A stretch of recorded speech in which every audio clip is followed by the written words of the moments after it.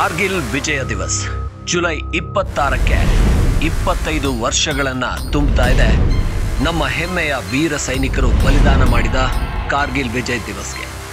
ಈ ವಿಜಯ ದಿವಸಕ್ಕಾಗಿ ಅಂದಿನ ಕಾರ್ಗಿಲ್ ವಿಜಯೋತ್ಸವದಲ್ಲಿ ಭಾರತಕ್ಕಾಗಿ ತನ್ನ ಪ್ರಾಣವನ್ನ ಬಲಿದಾನ ಮಾಡಿದ ಪರಮ ವೀರ ಚಕ್ರವನ್ನ ಪಡ್ಕೊಂಡ ಕ್ಯಾಪ್ಟನ್ ವಿಕ್ರಮ್ ಬಾತ್ರಾ ಅವರ ಕೋರ್ಸ್ಮೇಟ್ಗಳು ಕಾರ್ಗಿಲ್ ಪ್ರದೇಶವನ್ನ ಆ ವಿಜಯದ ನೆನಪಿಗಾಗಿ ನಮ್ಮ ಸೈನಿಕರ ಹೋರಾಟ ಕೆಚ್ಚೆದೆಯ ವೀರರ ಬಲಿದಾನವನ್ನ ತಿಳಿಸೋದಕ್ಕೆ 12 ಜನ ಕೋರ್ಸ್ಮೇಟ್ಗಳು ಬೈಕ್ ರೈಡನ್ನು ಮಾಡಿ ಚಂಡೀಗಢದಿಂದ ಹೊರಟು ಅದನ್ನು ಪರಿಚಯ ಮಾಡಿಕೊಡ್ತಾ ಇದ್ದಾರೆ.